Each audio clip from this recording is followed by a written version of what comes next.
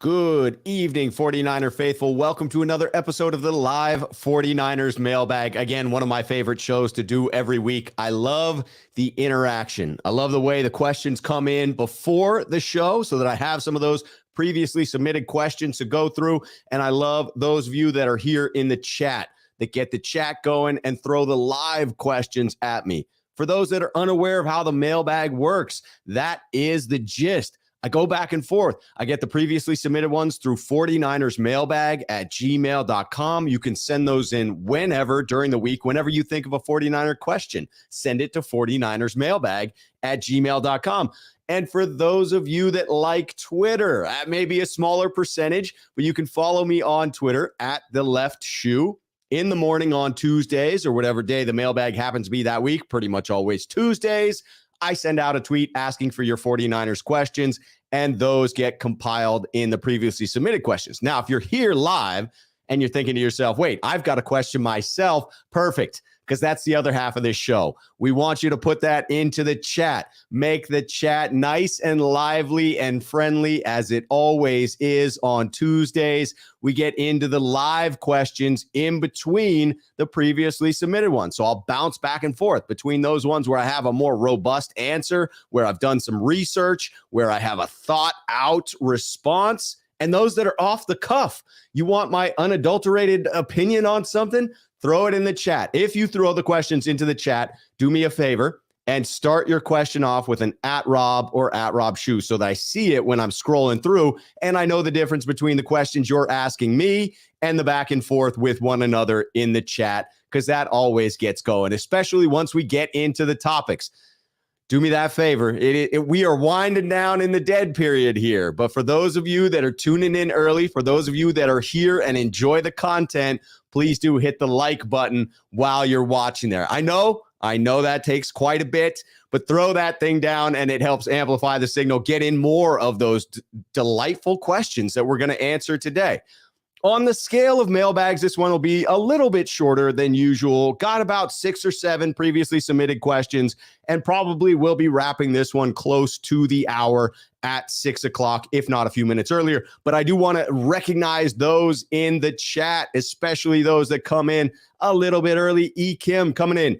This front office should do what Bill Belichick did with Drew Bledsoe with Jimmy and move him on. Belichick never looked back, and the rest is history. It did help that he moved on to the arguably greatest of all time now in Tom Brady. Got a little bit lucky there, but I agree. Once you make the decision, once you've given up the assets to trade up to 3 and bring Trey Lance in, it is time to, at some point, make the shift. You could have argued that. Kim, I know you did argue that for during the season last year, that you would have preferred Lance to get those snaps, get those reps last year. But certainly you can make the case for it this year, getting Jimmy Garoppolo off of the books, no matter to whom, and moving on to Lance. But we'll get into that detailed question just a little bit later.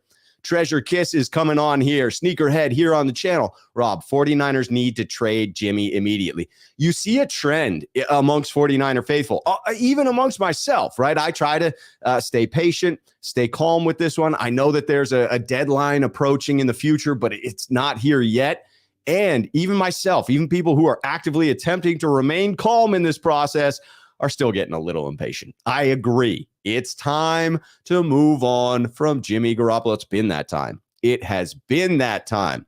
Stivers 209 Sports coming in. Rob Shoe, you think Jimmy Garoppolo starts week 1 against the Chicago Bears? You know, I don't. I do not suspect Jimmy Garoppolo is on the roster. If I'm a betting man, if I'm laying a wager on this, is Jimmy Garoppolo on the roster for week 1?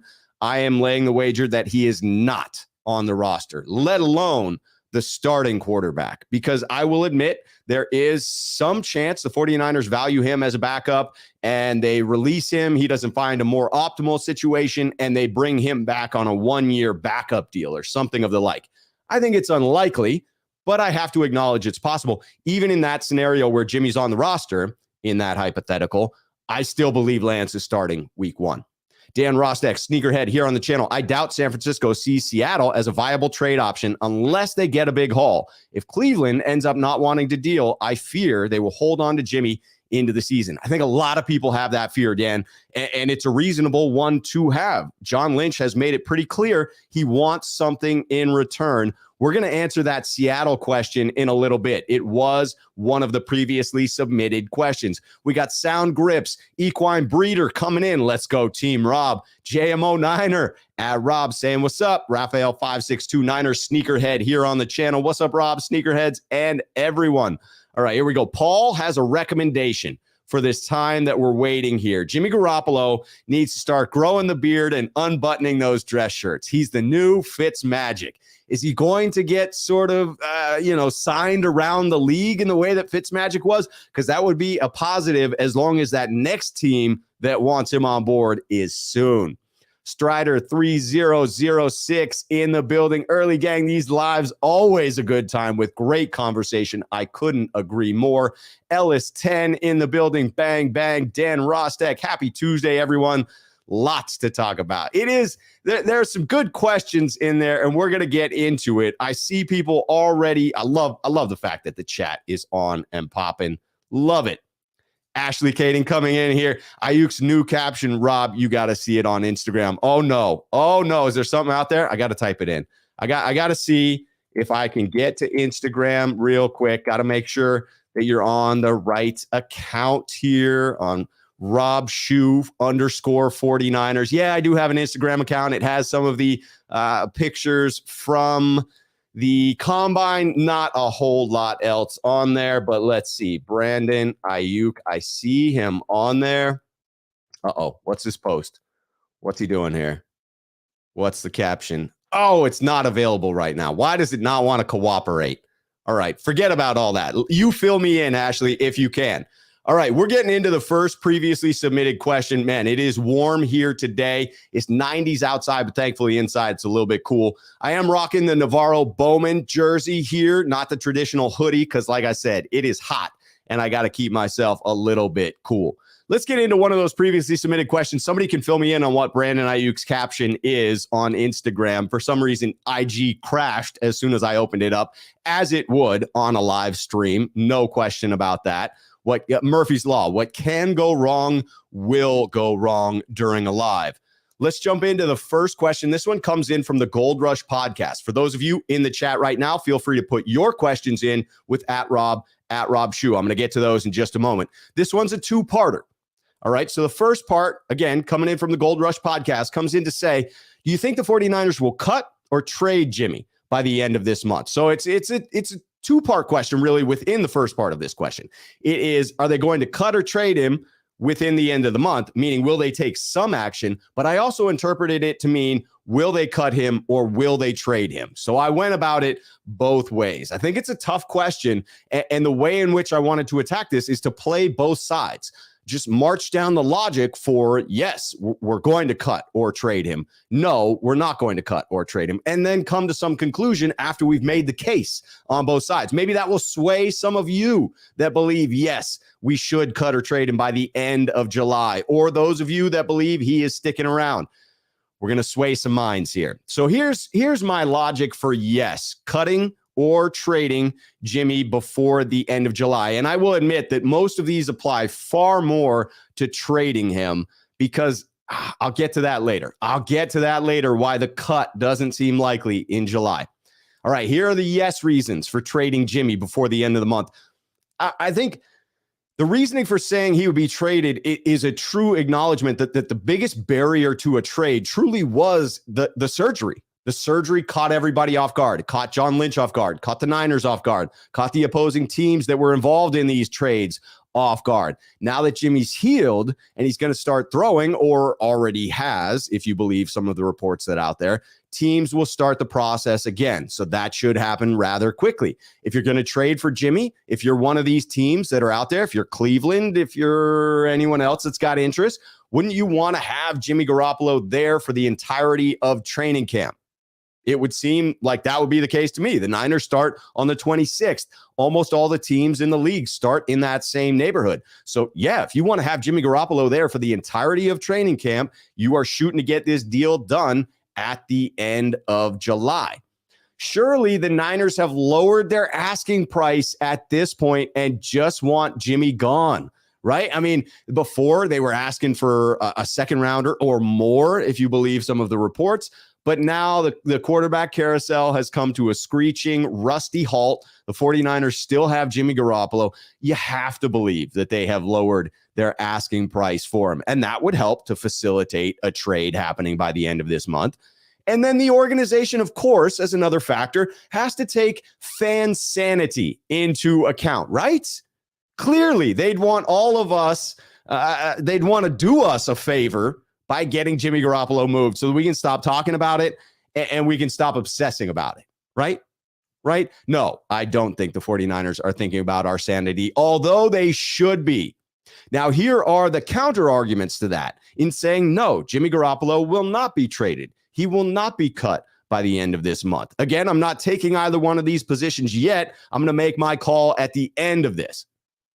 If it's going to be a cut, wouldn't the Niners hold on to Jimmy until the 29th of August and then cut him? Because there is no rush. Jimmy's base salary doesn't become guaranteed until August 30th. The only risk prior to that is injury. And if you're only letting him practice, if he's not playing in preseason games, then maybe you're not worried about that. Maybe you just say to yourself, no, we have up until August 30th when the contract becomes guaranteed to get Jimmy off of the books. And therefore we are in no rush because we don't want to cut him and have a team like the Seahawks scoop him up and have time to get him used to the system.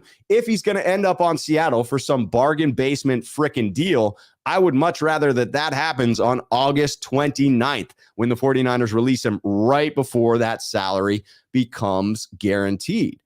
Now, you can ask yourself, would that be treating Jimmy disrespectfully? Do the Niners really care about that at this point? To which I would say before, I would have said yes. They believe in Jimmy. They believe that he has done well by the organization. They wouldn't want to treat him poorly on his way out because of what he was able to do with both quarterbacks in the quarterback room last year, the way in which he was able to carry himself.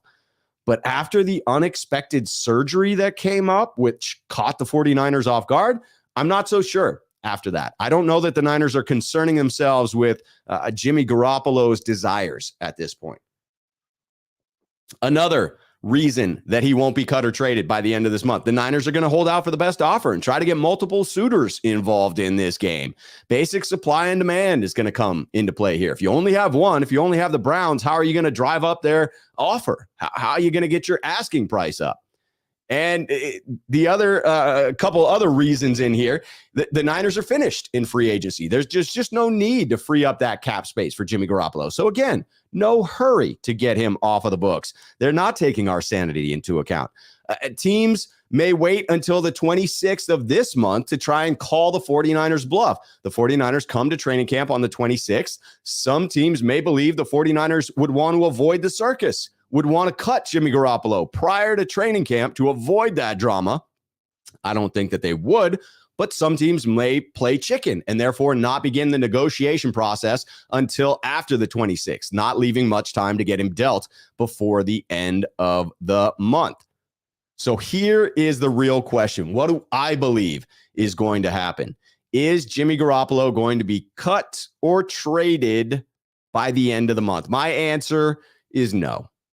We have to wait until August to hear about Jimmy's next destination. And it is one of those facepalm moments that I'm feeling right there.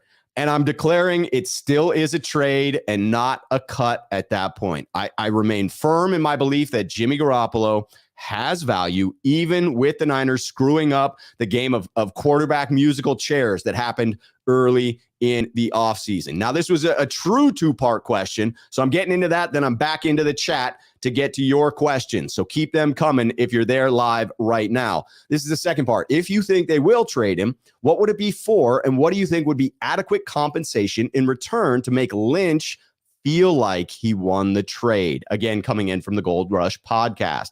I do believe they trade him. Said that earlier in the answer. I am going to answer the rest of the question by citing recency bias. I think fans and media members will grade the trade no matter what, but it seems the most likely trade they compare it to is going to be the most recent trade that just went down after the game of musical chairs stopped, and that is Baker Mayfield. So they'll be looking at the Baker Mayfield deal. The Baker compensation, the Panthers got Baker only paying $4.86 million of his salary, and they send the Browns a conditional 5th-round pick in 2024 that could become a 4th-round pick if Baker plays 70% of the offensive snaps in 2022.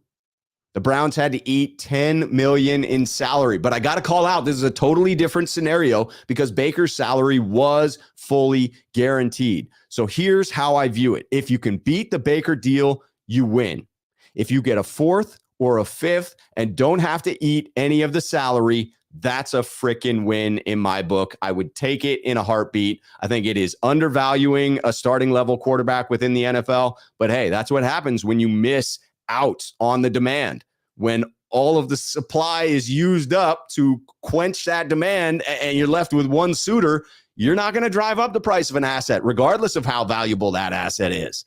All right, I'm getting back into your live questions. Got to get into the chat. That was a 2-parter. So, a little bit of time went by, but I will come back in for the at Rob Shoe comments right now. All right, here we go. Jonathan Lamont coming in. Rob, what do you think about tagging Debo and going after Ridley after his suspension? I mean, I don't like the idea of tagging Debo. I think that's the nuclear option and would be unfortunate, would drive the two sides apart, might lead to some sort of a holdout. Debo seemed extremely upset in that regard. But if you're asking what my opinion on Calvin Ridley is, Calvin Ridley is a phenomenal player. I would say that.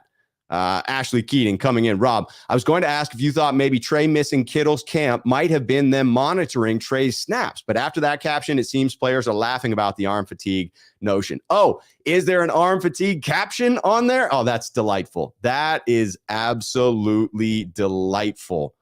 Looking at Chris Royal with the super chat here. Is that a Bowman jersey, my dude? Yes, it is.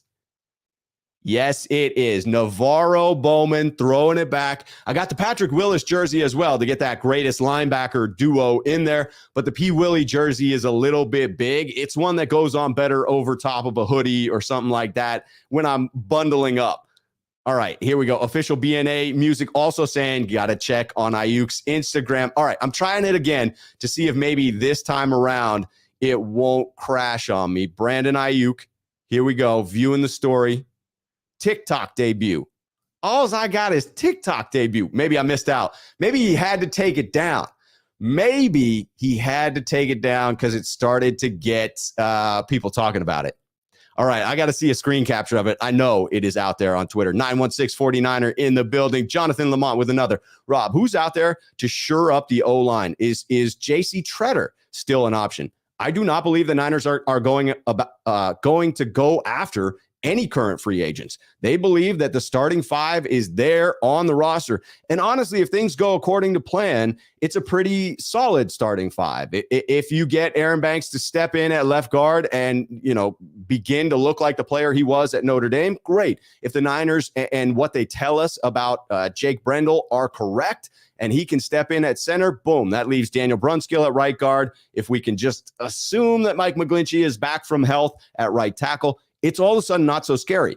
A couple of dominoes fall the wrong way there, and I agree, it's a nightmare. Bomber T coming in. Why trade Jimmy when Trey is still unknown? Trey is playing catch-up compared to most high-end quarterback draft picks. I believe you have to. You have made a choice on going forward with a more athletic quarterback. And in making that choice, there was some inherent risk. If you keep Jimmy Garoppolo around, you take on a different type of risk, and you have fewer assets to use in building a team around Trey. If you made a mistake on Trey, you will just have to move on at some point in the future. I acknowledge that's a possibility. I think it is unlikely, however. All right, looking for the at Rob comments just to make sure I get to him. Melvin coming in. Melvin saying, Rob, I've steeled myself for the probability that Jimmy is going to remain a 49er. In your opinion, if he does, could he end up being the starter again? If he's the backup, I see stormy weather. If he stays, I do believe it would be as a backup role. I do not see a scenario wherein Jimmy Garoppolo is a starter for the San Francisco 49ers in 2022. That would be a nightmare scenario. The rumors around Trey Lance would be flying. Everyone would talk about him being a bust, not even seeing him on the freaking field. And that would be a real disaster. Just a dude, man. Sneakerhead here on the channel coming in. Rob Shue. I feel like for as much as Lynch and Shanny talk about team cohesion, means Jimmy will not step on the field at all this year for the 49ers. Just my hunch. That's sort of where I am with this. If you want to mess up the team dynamic, keep Jimmy around, make him the starter, keep him as a backup without a clear salary reduction. All of these things could throw the 49ers season off its rails. If you smoothly transition to Lance, there will be some bumps and bruises. There will be ups and downs for the young quarterback, but it gives you additional assets that were previously allocated to Jimmy Garoppolo that now can be used to build out the remainder of the roster, whether it's a midseason move or whether it is next offseason, being able to step up the roster and help out Lance. Official BNA Music 88. Rob, Ayuk posted 3 deep throws with Trey, all dimes, and in the caption said he was done because of arm fatigue afterwards. Oh, that's delightful. He must have taken it down. He must have, because I just went on there and couldn't get it. It was a different one, but I love it. I absolutely love it. Jonathan backing that up, saying at the end of that, those 3 throws were bombs. I'm telling you. There's no such thing. No such thing as the arm. I mean, it is something that is real. I talked about this with Jack, but I'm not worried about it, is what I'm saying. All right. I saw a comment and then it jumped me forward. It always likes to try and jump me forward. Here we go. Darren. Sorry about that, Darren. At Rob. It's simple. If they can't trade him, they could put him on IR, then get a conditional pick for him. That would be a risky move. If the NFL catches you doing underhanded moves like that, they penalize you by taking away draft picks and things of that nature. If you had a player who cooperated, someone who's a young guy on the rookie contract that wants to stay on an NFL team that says, oh yeah, I'll take a minor injury and go on IR for a year. That's one thing. If you have an unhappy veteran signal caller who wants to be traded, he might not go quietly into that sweet night. Jonathan Lamont, Rob, who will be our center? For that matter, who will be our right tackle? I am going with chalk on this one. I think Jake Brendel is, in fact, the center. When you have Chris Forster, who is the most senior offensive assistant now that Mike McDaniel has moved on, saying that Jake Brendel is his guy, holding on, bringing Jake Brendel in, talking him up, not making other moves, not pushing the front office to go ahead and draft somebody a little bit higher in this year's draft. I'm saying it is Jake Brendel and Mike McGlinchey, as long as he's healthy at right tackle. If he's not, I'm going dark horse. I like Justin School. He was going to be the swing tackle year prior when he had that injury. I like him coming out as a tackle. I have seen him out there at tackle doing it successfully in the 2019 season, was it? Joey Huff. Rob, when do we get a Deshaun Watson verdict? I believe that's a big puzzle piece. We've been waiting on that for a long freaking time, haven't we? The NFL seems to be dragging their feet here, maybe waiting for any additional leaks to happen so that they don't end up with egg on their face. NFL's worst case scenario is that they hand out a suspension that seems insufficient for public opinion of what Deshaun Watson may or may not have done in these allegations. The longer they wait, the more information they can gather, the more accurate the sentence that they hand out will be, I would say. And so I won't be surprised if it drags, close to the end of next week, but it has to happen at some point soon, right?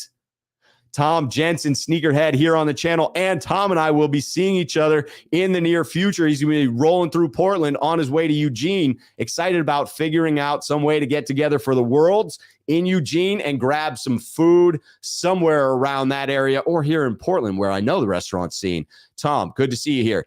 Rob, will the exhibition games play a factor in a potential Jimmy trade or cut August 12th, 20th, and 25th? If the offensive line or the safety look bad in the games, that may determine what they do with Jimmy and when. Interesting question, Tom.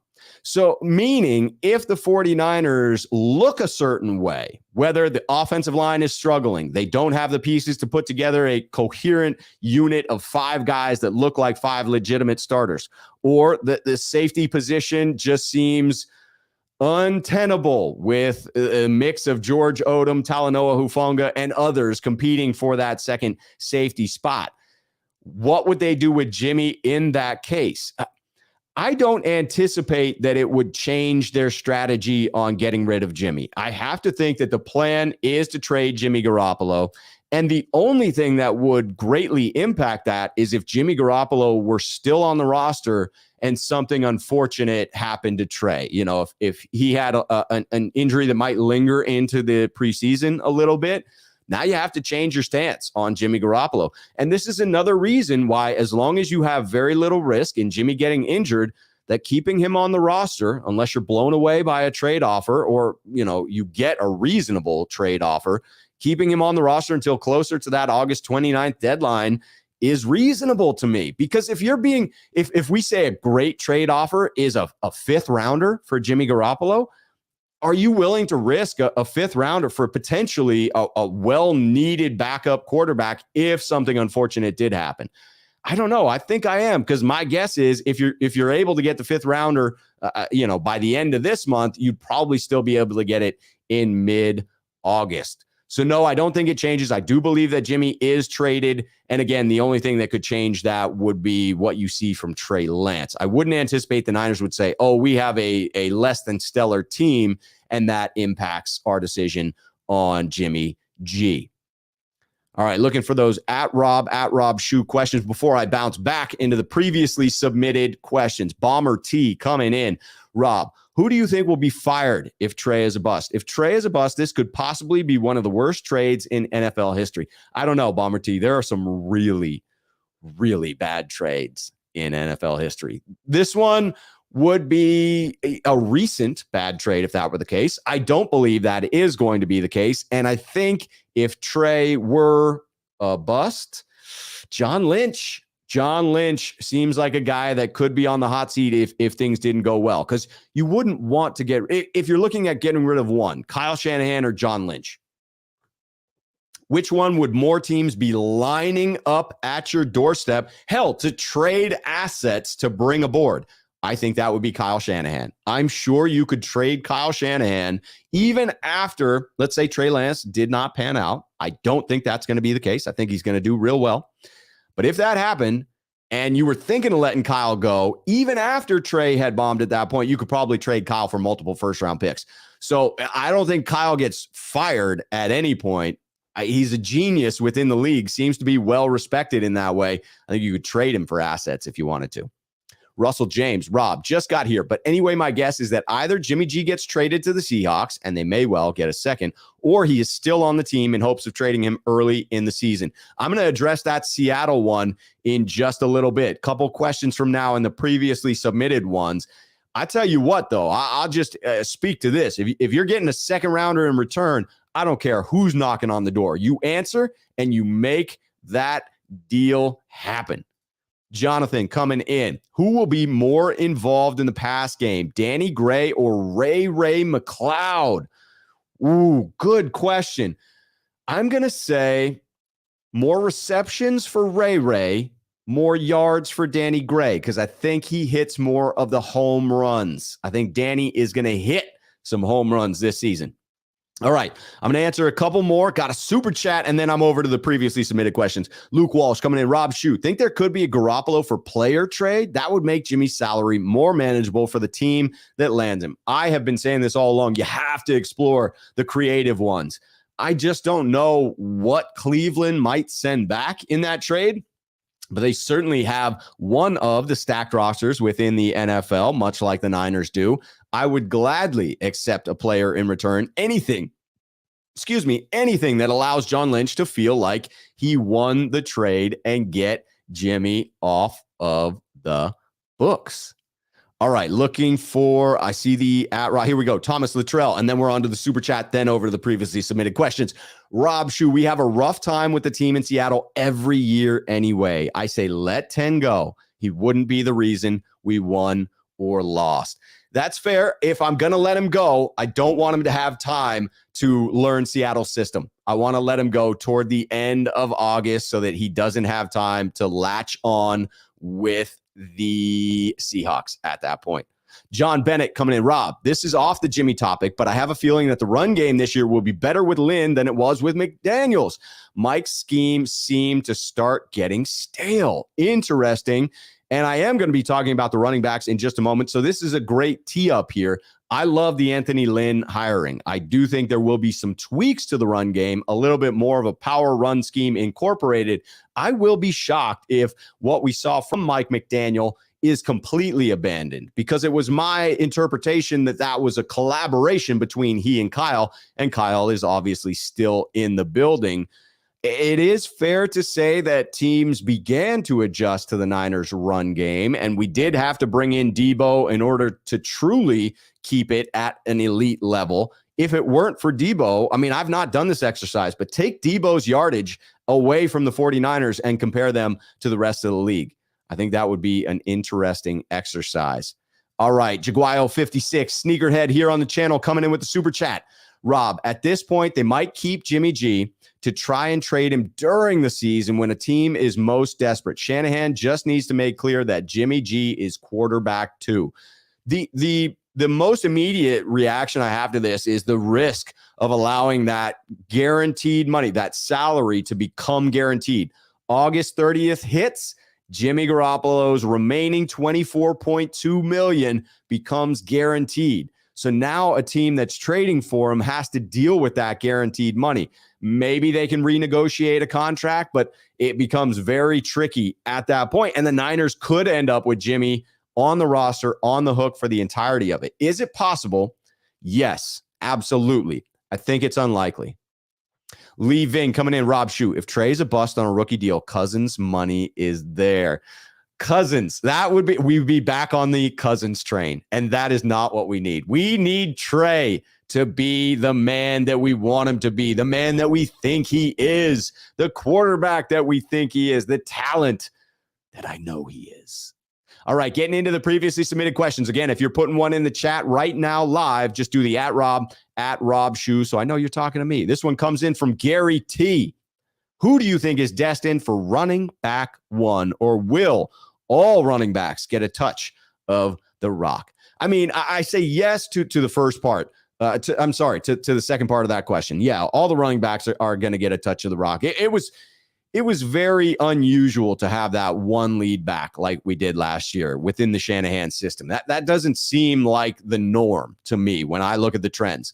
I'm going to take this question two ways, though. Who do I believe will have the greatest number of carries, but also will the carries be split fairly evenly, or will it be more of a bell cow situation?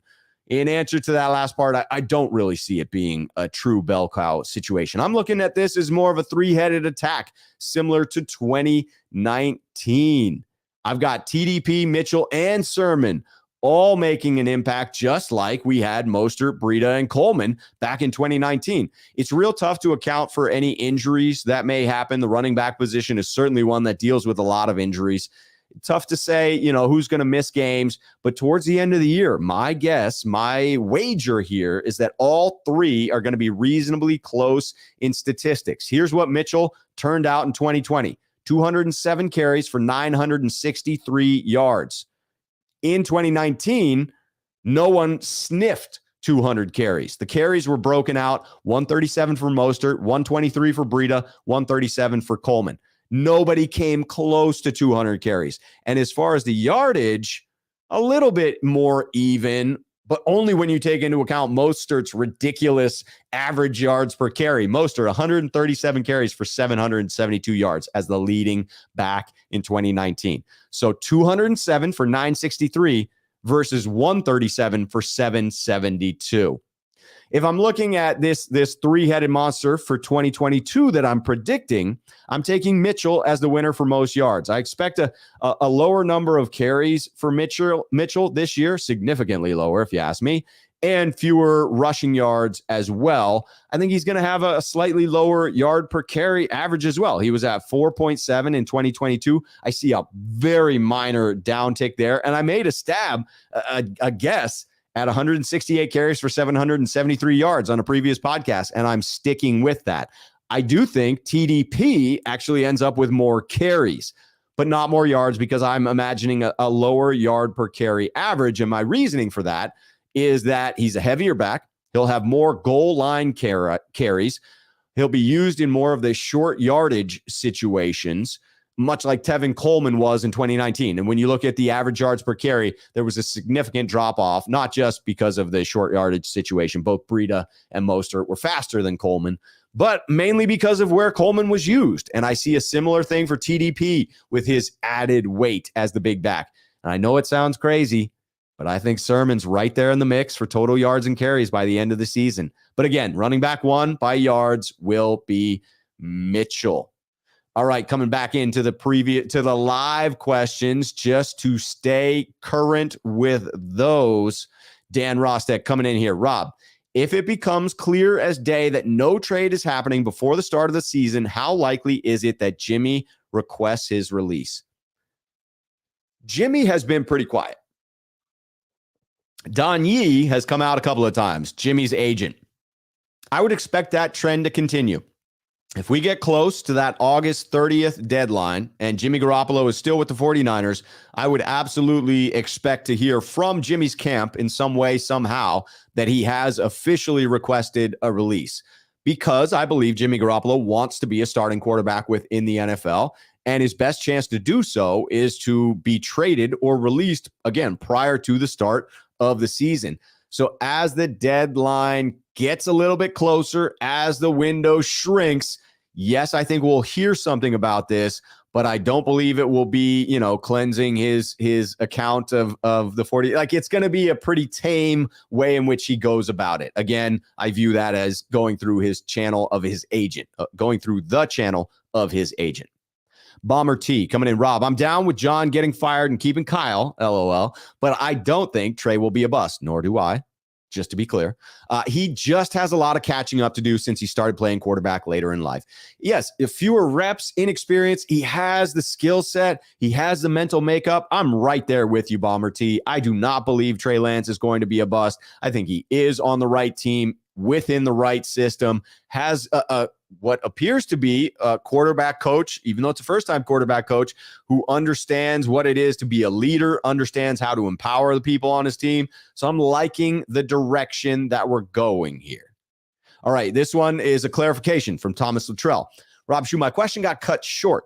How many wins does number 10 actually give the Seattle team? Does he put them in the playoffs? If we did ship number 10 there, is there conditions for playoff appearances? All right, Thomas, I'm going to answer. I have Rohan's question here that is about the trade to Seattle. I'm coming back in to answer this one after I give the answer to the previously submitted one, because I think there'll be some overlap there, and I don't want too much overlap. I'm going to give that answer succinctly first, and then I'll come in and fill in the blanks for this one. So this one, again, coming in from Rohan, coming in saying, how would you feel about Jimmy Garoppolo to the Seattle Seahawks? Well, first of all, I'd feel terrible about anything involving the Seattle Seahawks, but that is neither here nor there. That is simply a lot of emotion that is wrapped up in my disdain for the Seattle Seahawks. I'm careful not to use hate too freely, because even with the Seahawks, it's hard to use that word. That's a very potent word in the English language, but I do have a strong disdain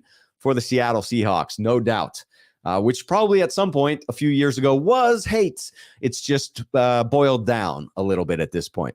So mixed emotions about this one. I'm fine with it for these reasons. I'm fine with it because I view Jimmy Garoppolo as a mid-level starter.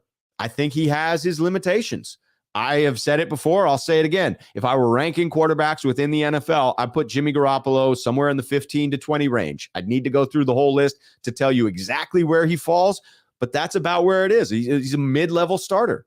And in viewing Jimmy Garoppolo as a mid-level starter, that means he's not going to add a whole lot to that Seattle team. I believe that the Niners illustrated that, maxing out those abilities, and they still fell short with an amazing defense, an elite running game, and a genius head coach / play caller.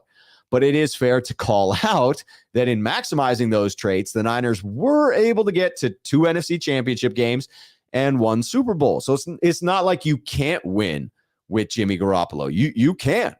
But I would say I'd rather have the Seahawks with a mediocre quarterback for the next 3 to 5 years than watch them tank for a single season and potentially hit on the quarterback of the future. Now, perhaps they have enough draft capital to do both anyway. Maybe it doesn't matter. Maybe they can bring in Jimmy, win this year, and they already have the draft capital from the moves they made to trade, package them up, move up in the first round, and get the quarterback of the future. But at least in that scenario, they're not quite as close. They don't have as many assets. Their own first-round pick would not be quite as good with Jimmy Garoppolo as their quarterback. That's the one thing I am very, very confident with. When I'm not okay with it's for much more emotional reasons. Because to hell with the Seahawks, right? I mean, that's just sort of my feeling with the Seahawks, right? You don't make moves with the enemy, and they are still my most disdainful team out there. This was the second parter to this one from Rohan. Coming in, he says, would you eat any money in a Garoppolo trade to move him for compensation? And this one is fascinating. I say yes to it, but it needs to be a very careful calculation. You're essentially paying X amount for whatever draft pick you acquire. So if the 49ers pay $10 million of Garoppolo's salary for a third-round pick in return, they are essentially paying $10 million directly for that draft pick. So the draft pick itself must be worth the amount of money in the salary that the 49ers eat. Here's an example. The Browns ate $16 million of Brock Osweiler's salary in a trade for a future second-round pick in taking Brock Osweiler off the hands of the Houston Texans. That seems crazy to me, but it was hailed as genius at the time, paying $16 million for an unknown second-rounder in the following year's draft, right? A future second-rounder. But the Browns, it was unique. The Browns had something like $100 million in cap space. There was almost no way for them to spend it all. But I still have a hard time imagining that the pick in the second round was worth $16 million. Here's what I've been thinking. There's essentially a math equation one could create to determine the worth of draft picks. Now, this would require a little bit of calculation, but maybe there's some math gurus out there that want to take this on, and I really think it would be possible. It's the cost difference between the rookie's cost, the rookie who comes in on a cost-controlled contract, right? You know exactly what that's going to be, versus the cost of the contract for a free agent to fill the same role. But the key here is comparing the success rates for free agents versus success rates for rookies, which I believe to be lower, just off the top of my head. You know what they are as far as the draft. You can get some stats out there. Free agency, that's a little harder to determine. But each round in the draft that is, as you progress later in the draft, by each round, the draft pick is going to be less and less likely to be a good player. So the odds actually go down, and the cost of the pick should as well. I'm not paying any of the salary unless it's a third round pick or better. That's my answer. If it's not a third round pick or better, I'm not paying for it. Some random stats that help us understand how many teams hit on these late draft picks. Only 28.2% of players drafted in rounds 4, 5, 6, and 7 were retained at the end of their first contract. In rounds 5, 6, and 7, that number drops to 16%. So it is unlikely for those draft picks to hit. Therefore, you would need to reduce what you are going to pay for any compensation coming back that is a 4th, 5th, 6th, or 7th rounder. I'm not eating salary because, again, the big difference is Jimmy's salary isn't guaranteed. Baker's was. All right, getting back into the comments. I see them popping off, and I am here for it. All right. Absolutely love the enthusiasm. Luke Luna, sneakerhead here on the channel. What's up, Luke? He says, Rob, anything that doesn't allow him to freely walk to Seattle. Jimmy is a wealth of knowledge on our offense, the motions, the blocking, what to look for in defenses, etc. That is a strong argument against allowing Jimmy to simply walk over to Seattle, especially if you give him all of training camp to pass along that knowledge. Winning both of the games against Seattle this season is going to be paramount to making the playoffs. The Niners have a tough schedule, and they must win the games that are against beatable opponents, and the Seahawks are primed to be beatable freaking opponents. Great one, 765 with the hypothetical. Rob, Cam Newton or A.J. McCarron as the backup? That's tough. I mean, I have to say that of the two, I view Cam to be the more talented. And I'm not sure that I want someone with Cam's personality and mental makeup who is he's the type of individual who wants to start with everything in his being. And that's fantastic if you're bringing him in to compete and be your starter. If you're bringing him in to be an intentional backup, I might want someone who's going to be probably a little bit cheaper and is going to know that their role is to be the backup and, will be comfortable with that. Honestly, I'm not thrilled about either as a huge upgrade, but out of those two, I'd go A.J. McCarron just as a very affordable backup that seems like a minor upgrade over Nate Sudfeld. Abraham coming in. Rob, will you be at any open practices? I may be out in Minnesota. I need to look at those. Just came out today. I've not checked on them as far as dates. I probably will not be in the Bay Area. As some of you may know, I am up in Portland, Oregon. So making it out to the Bay is a little jaunt. Russell James, Rob, they're only on the hook to the extent that he's still on the team.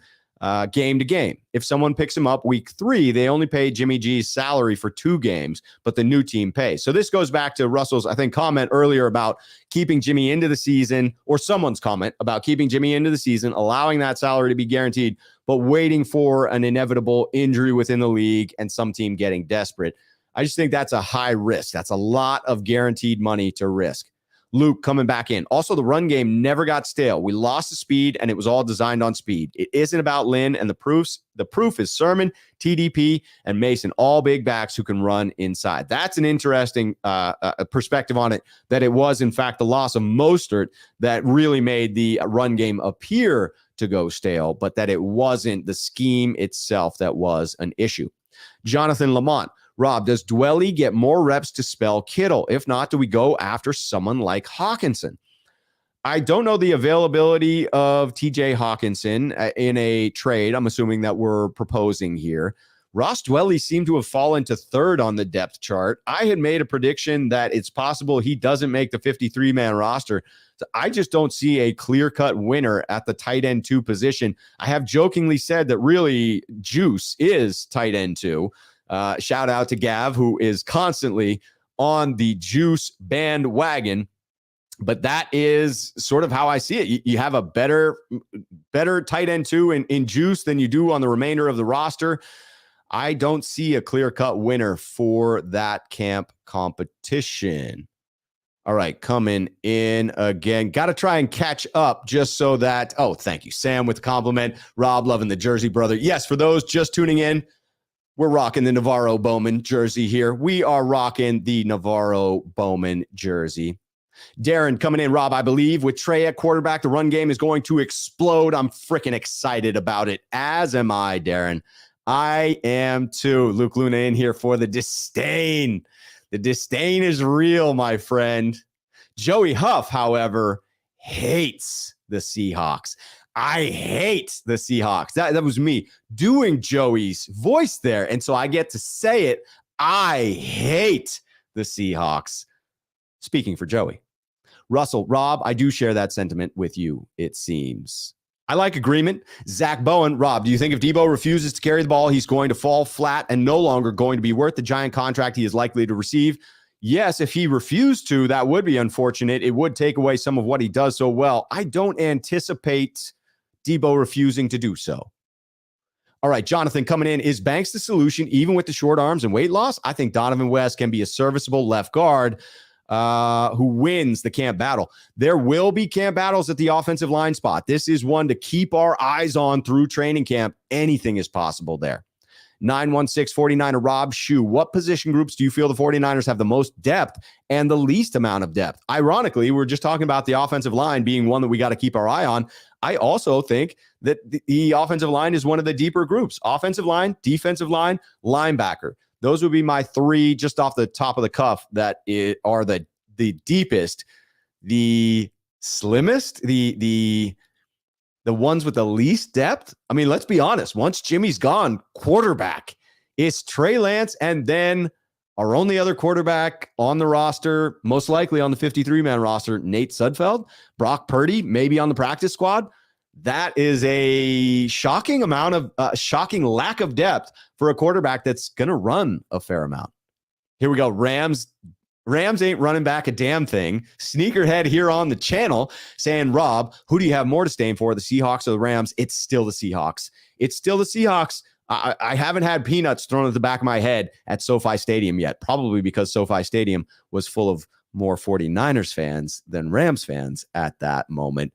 But the injury to Bowman, I was at that game with the injury to Bowman. They were throwing peanuts at him. They were throwing peanuts at me. I will not forget that. I will not forgive that for a while. Like I kind of forgive it. Like I'm not going to hold on to a huge resentment, but I kind of have a little bit of a resentment against Seahawks fans. That Niner guy, good to see you, that Niner guy. Sneakerhead here on the channel. Rob Shue, what's up, dude? Something to think about is even if they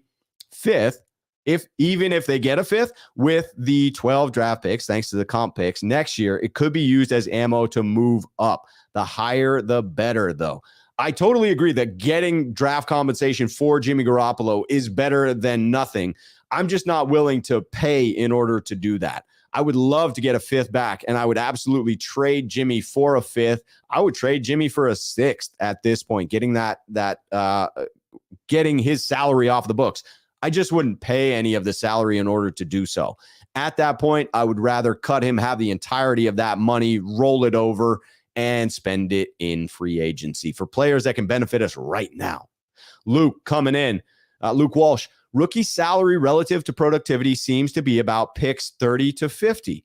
They make $1.5 million per year with a 50% chance of being a 4+ year starter. So this is, again, back to that math equation I'm trying to talk about. We got to put together an equation that tells the 49ers what pick and what payment they should make for that pick. So I agree. There's a sweet spot. If you can get yourself a second rounder and you're only paying a small percentage of Jimmy's salary, I'm on board with that. Sam coming in. Rob, do you know why we don't really invest in a backup quarterback? I don't, especially after the 49ers spent all last year trying to tell us how important the backup quarterback position was. That's why we kept freaking Jimmy. John Bennett, Strider 3006. Rob, Cowherd had a take that Seattle had that draft capital from the Russ trade and could use a second for Jimmy. I would gladly trade Jimmy to Seattle for a second. Gladly. That is good draft compensation.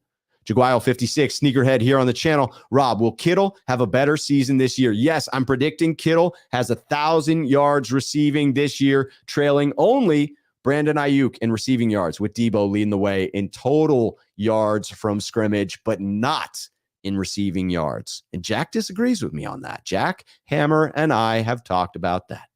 Mr. Cartier 7, Rob, is Trey's arm fatigue related to his inaccuracy? They could be, in that it's throwing motion related. It could be. Thomas Luttrell at Rob Shue. If Debo refuses to sign, would you give those red zone carries he covets to Ray Ray? I'm anxious to see what Ray Ray looks like. I am nervous about the fumbling issues, if I'm honest about Ray Ray. That is the one issue I'm nervous about. Larry T, Rob Shue, pretend you're John Lynch and Jed York told you, even though we're switching to Lance, I still expect us in the playoffs. Would that give you reason enough to hedge with Jimmy? If my job is on the line, yeah, it would. Because I don't need to explain that to anybody else except for me and my family. If you're talking about taking away my ability to earn my living, and Jed in this scenario is obviously saying, hey, man, you want to keep Jimmy and pay him the $24 million? That's on you. My only stipulation is you've got to make the playoffs. In that case, I'm using those assets as I see fit. I am using those assets as I see fit. And keeping Jimmy is a Band-Aid, right? It is like a little pull shoot in emergency. So yeah, if my job's on the line, I'm keeping him. But if I'm Kyle, no way am I allowing that to happen. No way. Jonathan, Rob, round of applause for Rob's beard game. We all need to level up. I appreciate you. I appreciate beard comments in general. Well, as long as they are positive ones, that is. And that's a wildly positive beard comment. Thank you, Jonathan. All right, we got one last previously submitted question. This one comes in from John B. How many games into the season until the narrative around Lance changes to a positive one? At first, I thought to myself, well, it's pretty soon. But then I started going down the hypothetical road of how long could it be? And you're going to get to play this with me. I hope I don't scare anyone in this. Let's play the hypothetical. Lance won't get credit from those that doubt him until he beats someone the Niners aren't supposed to beat. That's going to be the key. So if the Niners beat the Bears, even if Lance has a great game, the storyline could be that Chicago's one of the worst teams in the league. Then they beat Seattle. Well, unless Jimmy G's the starting quarterback, this would also be one where the storyline is the 49ers beat a terrible team. Finally, it's week 3. There's a chance.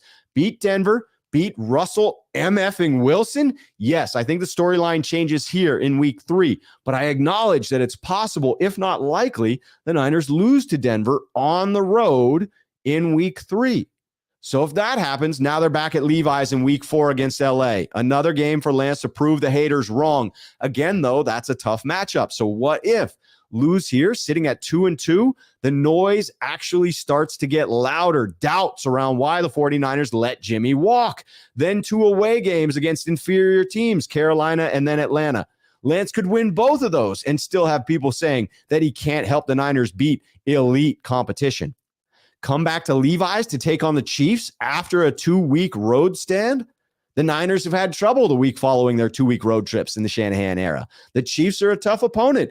This could end up a loss as well. Head down to LA in week 8 to take on the Rams. Again, a tough opponent.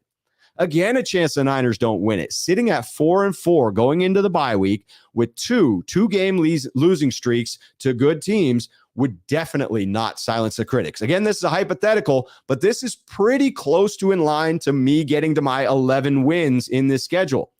It would be loud for the freaking bye week at 4-4. It would be a little bit of a nightmare. Then it's the Los Angeles Chargers coming off the bye week. Again, a tough opponent, one with a potentially elite defense that makes Trey look a little bit flustered in the game. If the Niners drop that one, fall below 500, you may even see some doubt creep in from some of the faithful Lance supporters at that point.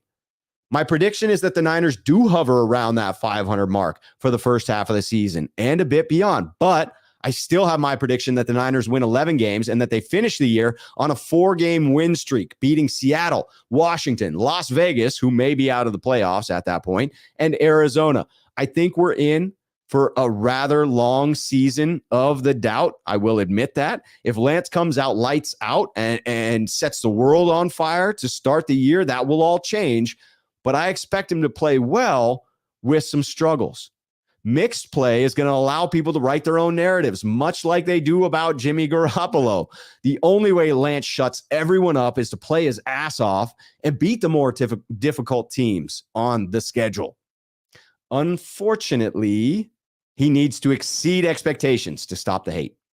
I believe he is able to do that, but it's going to take until November or December for the national media to truly come around. But that will be just in time for the playoff run, baby, because it's happening. The Niners are winning at least 11 games. They are going to the playoffs, and all of that is happening underneath Lance's watch. I'm telling you, we may have to wait for the doubt to settle, but it will happen. It will happen. All right, I'm looking for a couple questions to close out on here in the comments before we go. It is getting down to the tail end of the hour. If you're here and you enjoyed the content, please do hit the like button on your way out. If you've got a last minute question, please feel free to throw it in there. Too Far TV, hearing that last synopsis, says, Rob is absolutely right. That doubt will continue. People will write their own storylines for much of the season, but at the end of the season, it will be clear. Jonathan Lamont coming in. Rob, do you think Anthony Lynn manifested because Shanny is on the hot seat? He might be the scapegoat if the squad misses the playoffs. I do not. I don't believe Shanahan's on the hot seat. I don't believe he would be on the hot seat even if the Niners miss the playoffs. I think it would need to be a disastrous type of season for Coach Shanahan to end up on the hot seat. I would see John Lynch as being the scapegoat if things go poorly. And I do think bringing Anthony Lynn in, it has much more to do with the loss of Mike McDaniel and the 1 year off for Bobby Turner.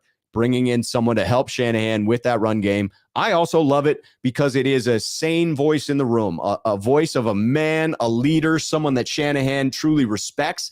And my hope is in those moments where the game gets tight and Coach Shanahan has had the propensity to make some weird decisions in those moments, Anthony Lynn will be there. And if he needs to, come over and shake Coach a little bit.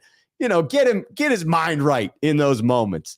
Because it helps to have someone who's not under the gun, who has a cooler head in those moments, who's a voice you trust to come in and be the sane person in the asylum, right? To give you the information, the pushback that you need in those moments. The pushback I wish someone had been able to give Kyle in the NFC Championship game, in the Super Bowl, where it seemed like some things were working and we tended to get away from those that were working.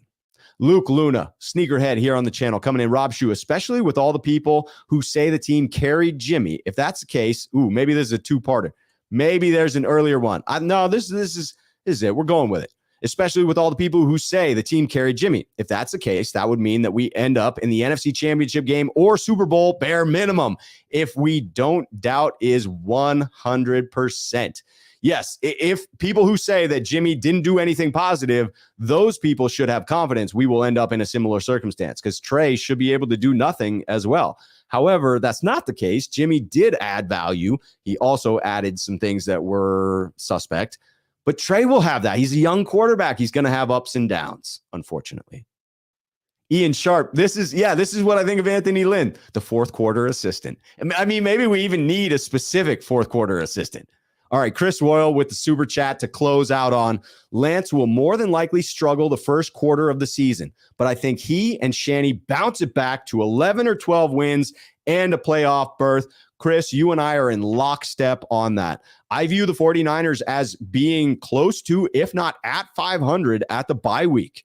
And that's about halfway through the season. They may even, if they drop to the Chargers after that, drop below 500. I still see him closing out in the playoffs with 11 wins because, again, I'm predicting a wild run down the end of the season, a 4-game win streak. Let's get it. Chris coming back in. As always, Robs, thank you for the content, my friend. Thank you, Chris. I appreciate you coming in. I appreciate everybody coming in here today. I love the energy of the mailbag episode. I love all the contributions of those in the chat. I love bouncing back and forth between the previously submitted questions and those that you're typing in literally as I'm talking about things. I love doing research before the show to come up with answers to those emails that I get, but then off of the cuff, just giving you my thoughts about whatever it is that is on your mind. I appreciate all of you coming in here. Andre Moore, sneakerhead here on the channel, says, Rob, I'm counting on you to sort out this Jimmy saga. Great show. Thank you. I hope I've provided the blueprint for the 49ers to follow. They should be targeting this trade. It's probably going to require some patience. We may not have an answer by the end of this month. If you listen to my prediction, we will not. It's going to creep into August, but we will make it.